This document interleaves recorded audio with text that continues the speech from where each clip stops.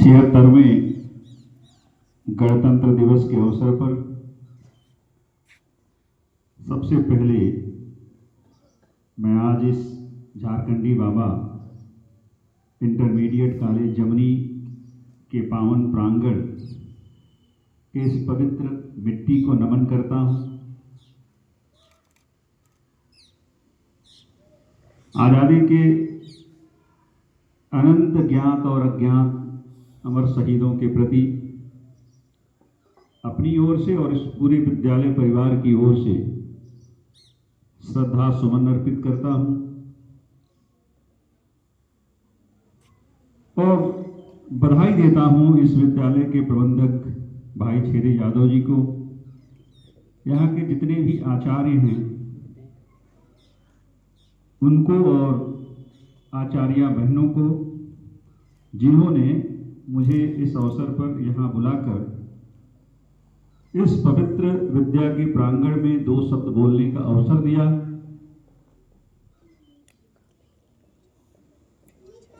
तन पर इस माटी का चंदन, मन के भीतर गंगा हो। तन पर इस माटी का चंदन, मन के भीतर गंगा हो, और देशभक्ति का दीप जले तो फिर बलिदान पतंगा हो। और 125 करोड़ की महाशक्ति हम, आओ मिल संकल्प करें, सबके होठों पे जनगण मन, सबके हाथ तिरंगा हो, सबके हाथ तिरंगा हो। गणतंत्र दिवस का ये जश्न आज पूरे देश में हर्षोल्लास के साथ मनाया जा रहा है, जिसके भागीदार हम सब बन रहे हैं। सामने बैठे हमारे प्यारे नन्हे मुन्ने बच्चों, ये देश कितने कुर्बानियों के बाद आजाद हुआ हम सब जानते हैं, और इस तरकुलवा की धरती ने इस आजादी को प्राप्त करने में अपना बहुत अहम योगदान दिया। आपके बगल में शहीद रामचंद्र इंटरमीडिएट कॉलेज, जो उस जमाने में Shri Krishna junior high school के नाम से जाना जाता था, एक बहुत ही छोटा बच्चा, कक्षा 7वीं का बच्चा, 13 साल 6 महीने उम्र थी, उस बच्चे ने भी इस आजादी में अपनी शहादत दी। हथियागढ़ से वो बच्चा पैदल पढ़ने आता था, नदी पर पुल नहीं था, नदी को पार करके आता था।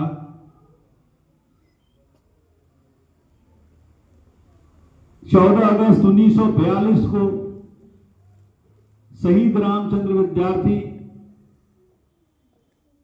अपने मां मोती रानी देवी से बहाने बनाकर घर से निकला था, विद्यालय पर पहुंचा और अपने कुछ छोटे नन्हे मुन्ने साथियों को इकट्ठा किया, और कल्पना करिए कि 22-23 किलोमीटर वो अपने साथियों को लेकर देवरिया कलेक्ट्रेट पर पहुंचा। छोटा लड़का था, कलेक्ट्रेट की बाउंड्री बहुत ऊंची थी, अपने साथियों के कंधे पर चढ़ करके उसने उस दीवार को फांदा और कलेक्ट्रेट की बाउंड्री पर चढ़कर, जो उस जमाने में गोरे सरकार का यूनियन जैक लहरा रहा था, उस जैक को उतार कर फेंक दिया और इसी भारत माता के तिरंगे को फहरा करके शहीद हो गया। ऐसी ये धरती है। आजादी को दिलाने में तरकुलवा के नौजवानों का बहुत बड़ा योगदान रहा। कनकपुरा के स्वाधीनता संग्राम सेनानी, मठिया रत्ती के, तरकुलवा के तमाम लोगों ने इस आजादी की लड़ाई में अपनी बहुत ही महत्वपूर्ण भूमिका निभाई। बाबा राघवदास सरीखे लोग इस इलाके में रहते थे और स्वाधीनता संग्राम के सेनानियों का मार्गदर्शन करते थे। यूं कहिए कि ये तरकुलवा की धरती उस जमाने में आजादी के लड़ाई का एक केंद्र बना हुआ था। ये झारखंडी बाबा का जो पावन मंदिर है, उस जमाने में इस मंदिर के आसपास इर्द गिर्द घने जंगलों में स्वाधीनता संग्राम के सेनानी भारत आजाद कैसे हो इस विषय पर मंत्रणा करते थे। यह बात मैं इसलिए कहना चाहता हूं कि यह झारखंडी बाबा इंटरमीडिएट कॉलेज कोई सामान्य कॉलेज नहीं है। इसका इतिहास देश की आजादी, देश की अस्मिता, देश की आन बान और शान के साथ जुड़ा हुआ है। और इसलिए मैं आज यहाँ जितने भी विद्यालय परिवार के लोग हैं उनको बधाई दे रहा हूं कि एक दौर था जब ये विद्यालय बहुत दुर्दिन में चला गया था। आप लोगों ने फिर एक बार इस विद्यालय को भी आजाद कराया है। इस विद्यालय को सुदृढ़ करने में आपने जो योगदान दिया है उसके लिए मैं आप सबको एक बार पुनः बहुत बहुत बधाई देना चाहता हूं।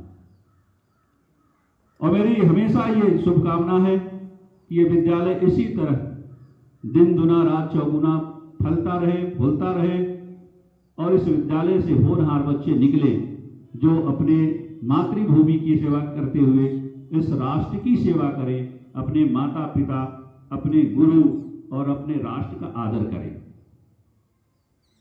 आज मौसम बहुत खराब है और ऐसे मौसम में भी आपने इतने बच्चों को इकट्ठा कर लिया है, इसलिए यहाँ के जो प्रधानाचार्य हैं, प्रबंधक जी और सभी आचार्य और सामने खड़ी हमारी आचार्य बहनें सब बधाई के पात्र हैं। मुझे पता है हम भी एक विद्यालय से जुड़े हैं, लगातार छोटे बच्चों की छुट्टियां चल रही हैं ठंड के चलते।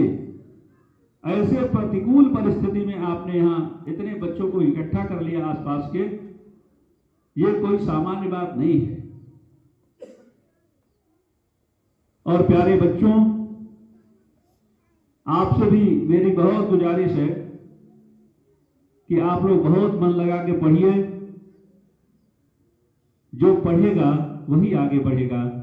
आप निश्चित रूप से एक दिन बहुत बड़े और योग्य इंसान बन करके इस राष्ट्र की, इस धरती की, अपने माता पिता की और इस पूरे इलाके की सेवा करेंगे।